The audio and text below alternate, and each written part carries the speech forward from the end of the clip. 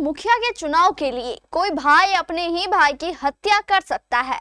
शायद नहीं, लेकिन यह चुनाव है भाई। आजकल राजनीति लोगों के इतने सर चढ़कर बोल रही है कि वह चुनाव के लिए किसी भी हद तक गिर सकते हैं। एक ऐसा ही वाकया हुआ था कटिहार के सेमापुर में।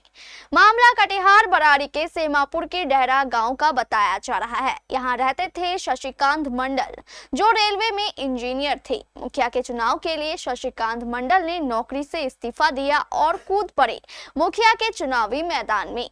इधर मुखिया के चुनाव में पहले से ही शशिकांत का भाई श्रीकांत भी ताल ठोक रहा था, जो पेशे से शिक्षक था। श्रीकांत को शशिकांत का इस चुनावी मैदान में उतरना रास नहीं आया। इस चुनाव में दोनों भाई को ही हार का सामना करना पड़ा।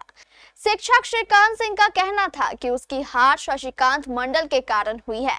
बस इसी बात से वह आक्रोशित था। बस फिर क्या था, उसने हाथों हाथ एक साजिश रची और एक दिन मौका पाकर शशिकांत को गोली मार दी, जिससे शशिकांत गंभीर रूप से घायल हो गया। इसके बाद शशिकांत को इलाज के लिए कई अस्पतालों में भर्ती कराया गया, लेकिन अफसोस उसे बचाया नहीं जा सका और उसकी मौत हो गई।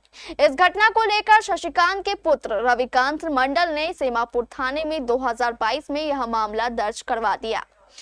3 साल के स्पीडी ट्रायल के बाद कटिहार न्यायालय के एडीजे 3 सुनील कुमार सिंह ने आरोपी श्रीकांत सिंह को मुजरिम घोषित करते हुए अलग अलग धाराओं में 15 साल की कैद एवं 60,000 के जुर्माने की सजा सुनाई। इस फैसले के बारे में जानकारी देते हुए अपर लोक अभियोजक राजेंद्र कुमार मिश्रा ने हमारे संवाददाता यशस्वी अग्रवाल को बताया कि मुखिया का चुनाव ही इस हत्या का प्रमुख कारण साबित हुआ।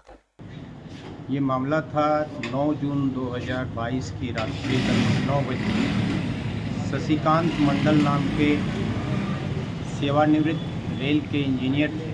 वो अपने ग्राम डहरा में अपने ग्रामीण के यहाँ से भोज खा करके आ रहे थे। उसी क्रम में उनके ग्रामीण जीशो सैनी के घर के सामने उनका अपना छोटा भाई, जो सरकारी शिक्षक था, वह जमीनी एवं चुनावी रंजिश के कारण उनकी गोली मार करके उनको गंभीर रूप से जख्मी कर दिया, जिसके बाद उनको उनके परिजनों के द्वारा, उनके लड़के रविकांत मंडल के द्वारा और अन्य परिजनों के द्वारा उठा करके सदर अस्पताल कटिहार लाया गया, जहां से उनको बेहतर चिकित्सा के लिए मैक्स 7 भेजा गया और वहां से उनको अन्य और बेहतर चिकित्सा के लिए उसी रात्रि में पारामाउंट सिलीगुड़ी भेज दिया गया, जहां पर कि उनका इलाज प्रारंभ हुआ। और इलाज के क्रम में वहां के डॉक्टरों ने उनकी नाजुक स्थिति देखते हुए उनके बयान का वीडियो रिकॉर्डिंग करवाया। साथ ही इलाज के क्रम में 16/6/2022 की सुबह उनका निधन हो गया। वहां की पुलिस ने उनका पोस्टमार्टम तैयार करवाया। सर, किस न्यायालय में मामला लंबित था? ये क्या निर्णय आया? ये श्री सुनील कुमार सिंह तृतीय जिला सत्र अपर जिला सत्र न्यायाधीश साहब के न्यायालय में मामला लंबित था। इसमें अपर लोक अभियोजक के रूप में मैंने कुल 10 साक्ष्यों का साक्ष्य करवाया। क्या निर्णय आया? निर्णय अभियुक्त श्रीकांत सिंह को इसमें दोषी पाते हुए 302 की धारा में आजीवन कारावास एवं 25,000 रुपये का अर्थदंड नहीं देने पर 1 साल का अतिरिक्त की सज़ा, 307 में 10 साल की सज़ा एवं 25,000 रुपये का अर्थदंड नहीं देने पर 6 माह का की अतिरिक्त सज़ा, 27 शस्त्र अधिनियम में उन्हें 5 साल की सज़ा दी गई और 10,000 का अर्थदंड दिया गया।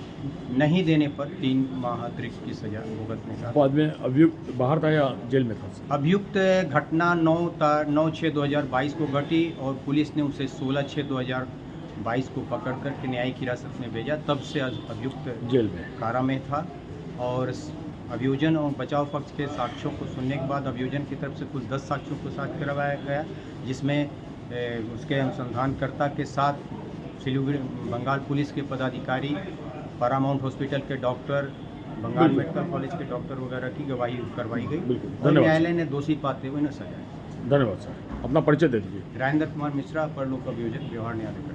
धन्यवाद।